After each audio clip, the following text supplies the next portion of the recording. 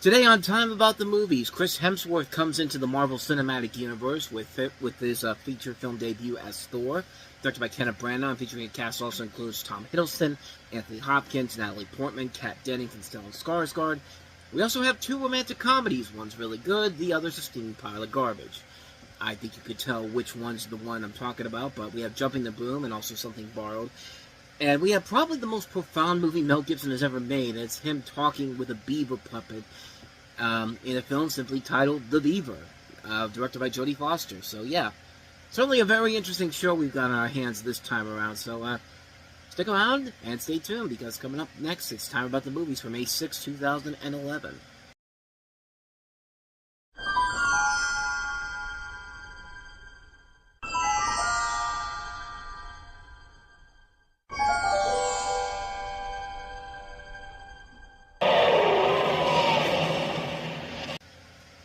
He's a badass, the movie not so much.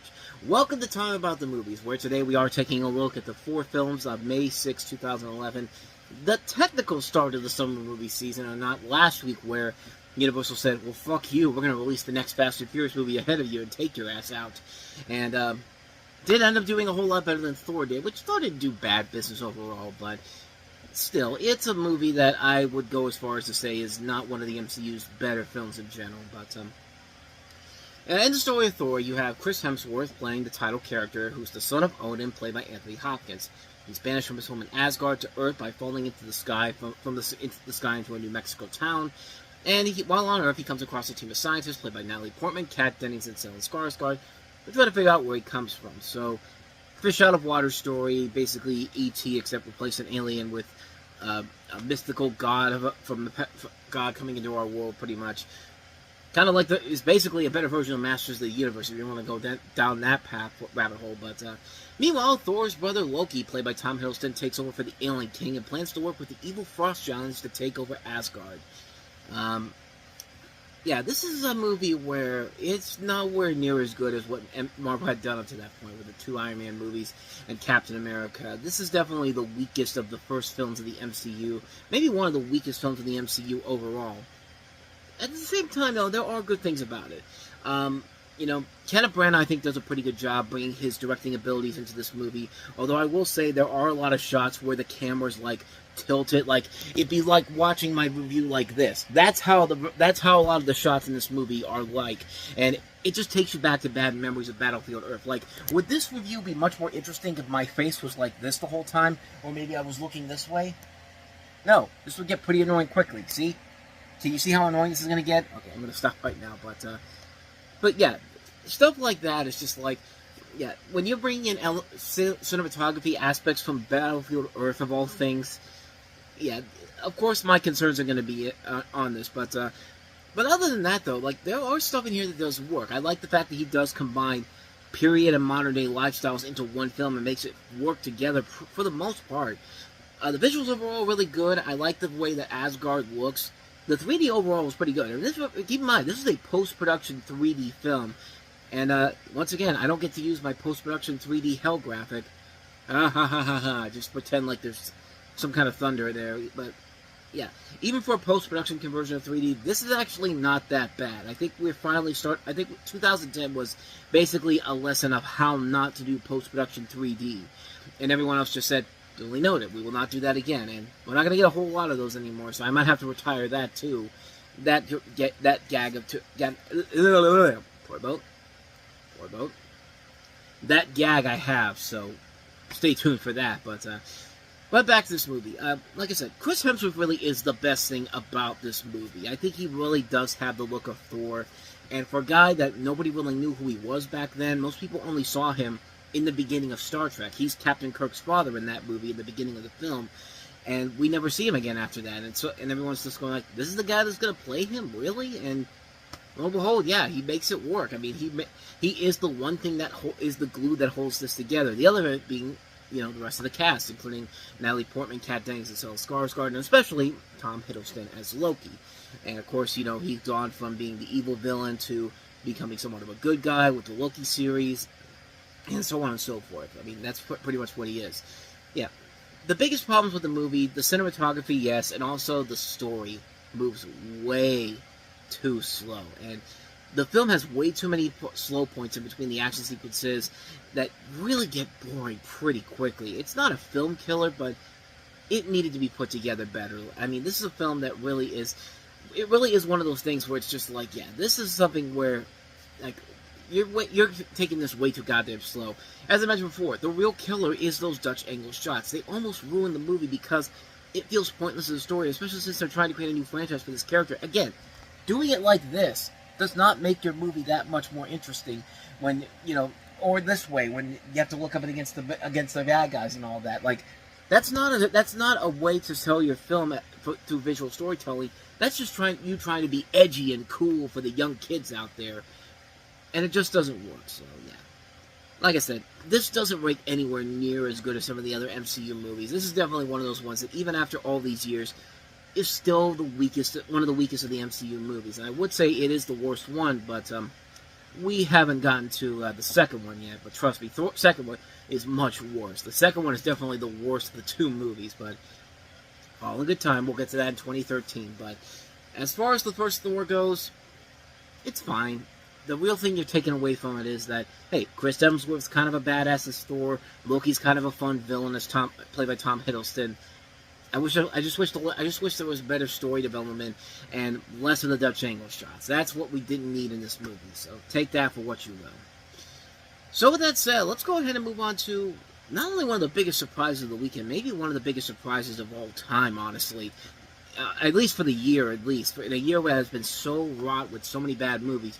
Who would have guessed that a movie like Jumping the Broom would be one of the year's standout films? Jumping the Broom, rated PG-13.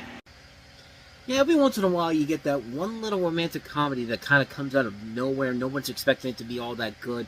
And then all of a sudden, it turns out to be a really damn good movie. And especially in a year that we've been in where we've had so many bad movies, one after another, and bad comedies too. Especially some pretty bad romantic comedies. The Dilemma comes to mind. This one in particular was one of those ones where it's just like, pretty good. Really, really good. In fact, not just really good, surprisingly really good. I absolutely adored this movie. It really is a simple premise when you really look at it. The story is that you have two African-American families who live on opposite sides of the social circle and have to get together for marriage in the town of Chilmark on the island of Martha's Vineyard in Massachusetts. The Taylors are a downtown working-class family with matriarch Pam Taylor, played by Loretta Devine, who is very upset with his son Jason, played by Laszlo Alonso, announcing that he is getting married to Sabrina Watson, played by Paula Patton, at the last minute. Sabrina, who belongs to the Watsons, an uptown rich family led by Claudine Watson, played by Angela Bassett, are just as upset as Pam when her daughter Sabrina announces the marriage at the last minute.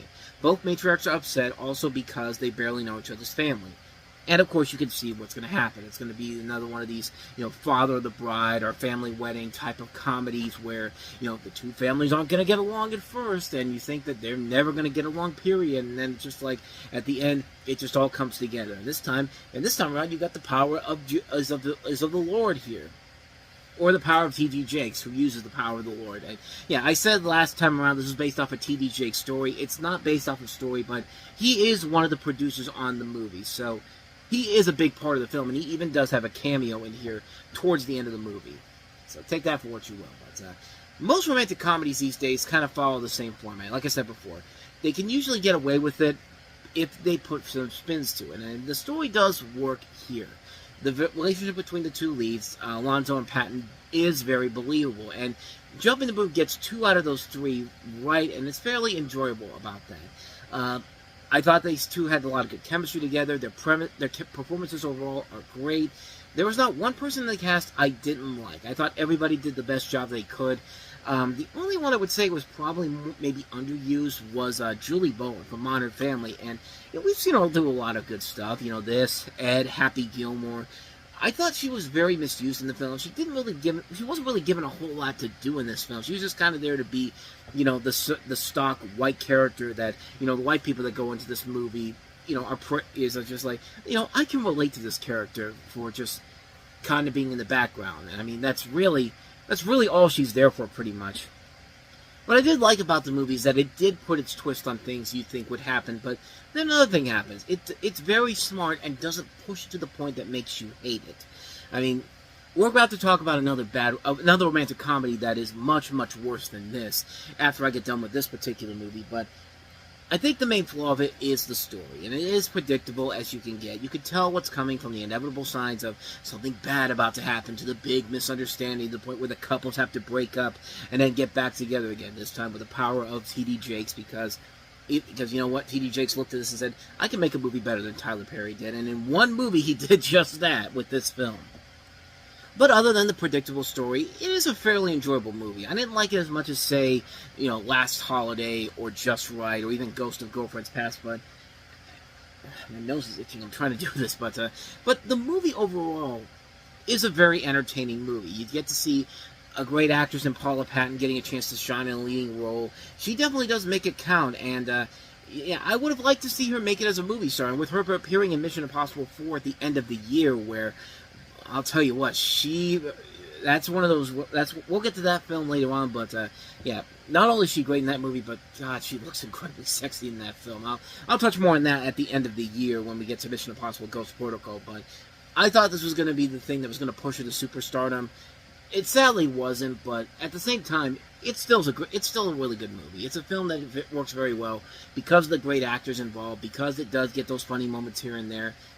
It's a good comedy. It's a really solid, well-made comedy. Now let's go to the complete opposite end of the spectrum with a movie that is almost very similar to Jumping the Broom, except even worse. And that is, of course, Something Borrowed. How come you never told me how you felt? It's too late. You want your opportunity, take it. Something Borrowed. Rated PG-13. Yeah, this is one of those few times where I would tell you, for the love of God, do not trust Jim Halpert in this one.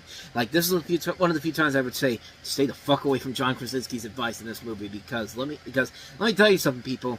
That trailer doesn't make it look like this movie is all that bad, but trust me when I tell you, this is one of those romantic comedies where it doesn't look bad on paper, but once you delve into the movie and realize what the hell they're doing, you realize that you're in for a horrible, horrifying mess of a film. So in the movie, you have Jennifer Goodwin, who plays Rachel, who's a lawyer. She was in law school and fell for another student named Dex, played by Colin Egglesfield, who comes from an affluent family, but she was too shy to say anything. When Dex meets her best friend Darcy, played by Kate Hudson, who sometimes treats her like dirt, and by sometimes I mean all the goddamn time in this movie. What the hell was that? Oh, the goddamn time. It's just like, I'm like somebody from the South. It's like, oh, the goddamn time. I'll tell you what, literally, she treats her like shit all throughout this movie. Darcy makes moves on Dex and gets him. Eventually, they get engaged, and Darcy asks Rachel to be her maid of honor. However, Rachel still has feelings for Dex and still can't say anything. Well, guess what, lady? You blew that shot. It's over in real life, but not in this movie. No. We're on Bride Wars level of stupidity in this. This isn't quite as bad as Bride Wars, but it's pretty damn close. Darcy throws her a birthday party, and Dex is there. When she and Dex are alone, she blurts out that she had a thing for him in college, which surprised him. And after drinking a little, they spend the night together. They try to forget the whole thing and agree that it means nothing. Ethan, played by John Krasinski, Rachel's close friend, tells her that she'll spend her entire life regretting that if she does nothing. One problem here in this whole situation is that later on in the movie, it's revealed that Dex is actually cheating with her, Rachel is ecstatic until Darcy arrives to talk to her at some point, and Dex hides, overhearing her confessing that she had been cheating with Marcus, while Dex was cheating with Rachel. And she is now pregnant with Marcus's child and says they are happy.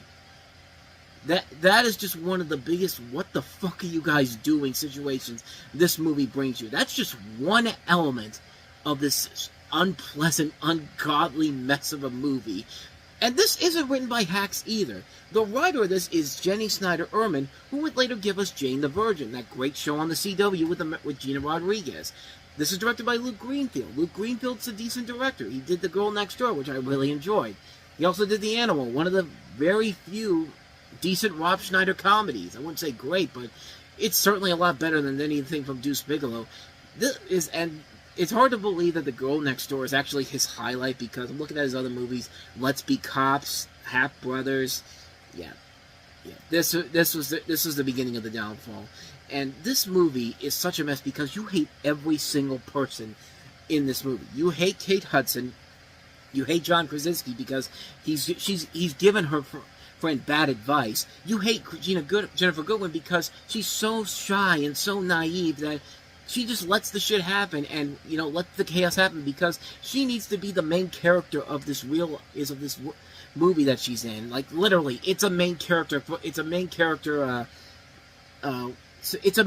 syndrome situation, is what I'm trying to say, because this whole thing could have easily been prevented if she had just said something early on to this guy that, hey, I got a thing for you. At some point, you gotta let that go, man. Like, it's just like, after a certain amount of time, it's just time to move on. And eventually, if the universe wants you two to get together, it will come together, but not in the way that this stupid movie does.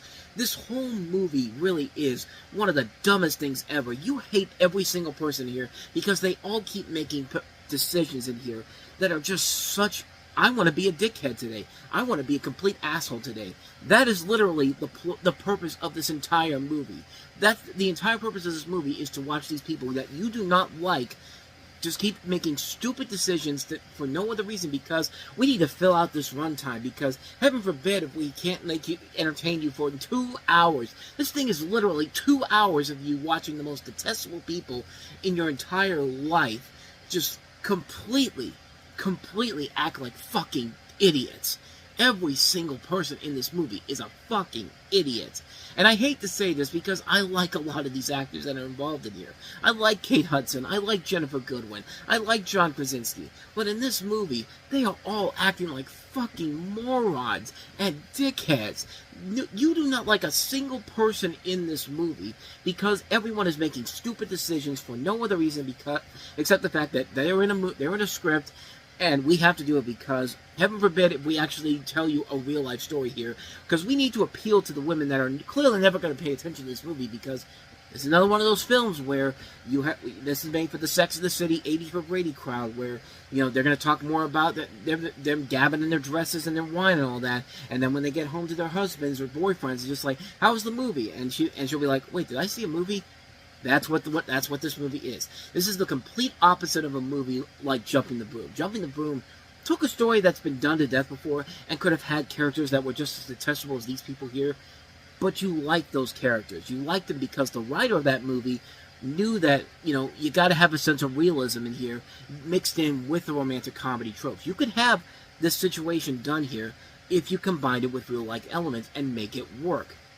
This film, however, doesn't do that, and it fails on every single possible level. This is right up there with some of the worst romantic comedies I have ever seen in my entire life, and I hate the fact that I had to watch this movie, because I spent the longest time never watching it because it just looked terrible from the get-go, but I had to get it ready for watch this, and had to get it ready to watch this. Let me start over again. I had to watch it so I can get ready to talk about it here, and I regret that decision almost immediately after I watched it because, yeah, it's bad. It's really, really, really bad. So, yeah, something borrowed. Why don't you go borrow an actual good script for once? Yeah. I've lost my train of thought here. Let's just go ahead and get to I'm tired, man. I mean, this is, as you can see, yeah, it's Steel City Con weekend, and, yeah. This is usually a strenuous time, a fun time overall, because, you get to make money off of selling stuff that you've had for a while now, but, like, yeah, situations like this weekend takes a lot out of you, so that's why I'm kind of a little bit, like, what do I want to say here? Not as concentrated as I usually am here because of getting these out there, and also working all day long at the thing, but, it is what it is, and hey, I get to make money at the end of it, so that's always the fun of it overall. And you get to have a good time overall. By the way, there will be the Steel City Con video coming up later this weekend, so if you're wondering why there's no part 1 out there today, wait till Sunday for the whole thing. But anyway, enough about Steel City Con. Let's get to our last movie here, and it is probably the most profound movie of the entire weekend, and you would not expect it with a movie starring Mel Gibson as a man who's having a divorced man who's having an existential crisis, and his only way to help him is through a beaver puppet. Bloody hell. Look here. I'm sick. Do you want to get better? Who are you? I'm the beaver warder. And I'm here to save your damn life. That right there is actually some of the most deep, profound dialogue that you will ever find in a movie that stars Mel Gibson, with him talking with a beaver puppet. I mean, this is a movie that is so bizarre. But you know what? Sometimes the most bizarre things ever can turn out some of the most enjoyable movies I've seen in a while. And The Beaver is definitely one of those movies that is a film that is so bizarre, so insane, and yet it's a friggin' masterpiece, honestly. It's the first time Mel Gibson and Jodie Foster have worked together on a film since Maverick, which was a great movie back in the 90s. And Mel Gibson stars as Walter Black, a depressed executive who hits rock bottom when his wife Jodie Foster kicks him out of the house. At his lowest point, he begins to use the beaver hand puppet to communicate with people and overcome his issues. And, this is a movie that also features some rising stars like Anton Yelchin and Jennifer Lawrence, who plays the love interest to Anton Yelchin's character. You also have Cherry Jones from 24. And, hey, you thought Mel Gibson was the most toxic person in here? Matt Lauer is also playing himself in this movie. So, yeah, we're covering all the boards in this particular film. I mean, this is a movie that is so weird and so bizarre, and yet it is actually one of the most engaging movies I've ever seen, and it really works because Mel Gibson gives it his all in this movie. This is probably one of my favorite Mel Gibson performances, if not my favorite one, because it's a more restrained performance by Gibson. It's not him yelling out insanity overall. It's not him doing the typical action hero tropes. It's him playing a straightforward character, and it works very well to him. And you buy into his relationship with this beaver puppet and the fact that it is helping him get through this terrible situation that he's dealing with. And it works. It works really well. It's a surprisingly effective movie, a surprisingly enjoyable film that just works because Gibson is giving it his all and is making it work in here. Yeah, Mel Gibson can be a crazy-ass motherfucker, and in real life, he's just as much of a terrible person as somebody like Kevin Spacey. But you know what? Just like Kevin Spacey, his film roles do the talking for him in terms of what this guy's purpose on Earth was. The guy is a great actor, and just like Kevin Spacey, Mel Gibson can be a pretty great actor, and you can see it in this movie. This is probably more daring than something like Braveheart. Like, I would say that this is more daring than something like Braveheart, or something like these movies where he put a lot of effort into it, not just with the direction, but also the starring in it. And something like this is probably more daring than something like Passion of the Christ or Apocalypto, because this is just so out of his norm. And I'm putting all the praise on him, but Jodie Foster too. You don't really think about Jodie Foster as this great director, but she's made a lot of really good movies, films that were actually pretty solid. Her worst film as a director was Little Man Tate, and even then, it wasn't a bad movie just because it was a bad film. It was just a bad film because it's just clearly Oscar bait. But then she follows it up with Home for the Holidays, which is a surprisingly really good film that is one of the best Thanksgiving movies you'll ever see. And then her next movie with Julia Roberts and George Clooney, Money Monster, is friggin' amazing. Like, Jodie Foster has been a really good director that doesn't get the attention as a director because everyone thinks of her as this great actress, which she is, and again, she gives a great performance in here. Anton Yelchin and Jennifer Lawrence are great in this movie. You can see why these two work off each other so well. And Anton Yelchin, once again, in his sadly brief career, showed that he had a lot of potential to become this next great actor had he not passed away in 2016 like he did. But, I mean, this movie doesn't get the attention I think it deserves, but it's really a great movie. It is definitely a film that was one of those films that kind of came out, it came and went. It was largely forgotten because of the stuff behind the scenes with Gibson, but it's a film that is something that I think needs to be seen. If you want to see Mel Gibson at his absolute best, this is definitely the movie to check out. This is a film that is so damn good. It's so well done. It's just an amazing film. Seek this one out if you can find it. The Beaver, I can't recommend this enough. Terrific, terrific film. I really enjoy the hell out of it. Definitely check it out, The Beaver. But we certainly went through a wide range of emotions on this episode of Time About the Movies. Hopefully we'll have the same thing happen on the next episode, where the movies do get better, sort of. I mean, we have more than two good movies. We have at least two good movies on this next episode, including Kristen Wiig, Maya Rudolph, Rose Byrne, Melissa McCarthy, Kate McKinnon, starring in Bridesmaids, Paul Fahey's feature film that went on to become a big blockbuster hit, basically became one of the big hits of the summer, one of the big surprise hits of the summer. Paul Bettany said, well, Legion was terrible, but certainly I can repay my debt to society by doing a much better movie in Priest. Spoiler alert, he doesn't. But then we have one of Will Ferrell's most underrated movies again, with Everything Must Go. Another great movie with somebody that you expect to see more of with this particular film because of the name recognition. But this is actually one of those films that doesn't get talked about much, and it definitely deserves to be talked about more. So we at least have two good movies in this sandwich here. So imagine this is a sandwich where Bridesmaids and Everything Must Go is good bread. But then there's that rotting piece of meat in the middle in Priest. That's the type of show we're in for on the next episode. And that'll be coming up tomorrow, so definitely be on the lookout for that tomorrow. But, with all that said, thank you so much for watching this. I hope you enjoyed it. And if you did, if you found some enjoyment out of this, I thank you. And if you did, once again, please go ahead and hit that playlist. Let me try that again. Hit the like button. There we go. Then the subscribe button. Then the notification button, and then you can hit our playlist, and then you can check out the last episode we did. Okay? Okay.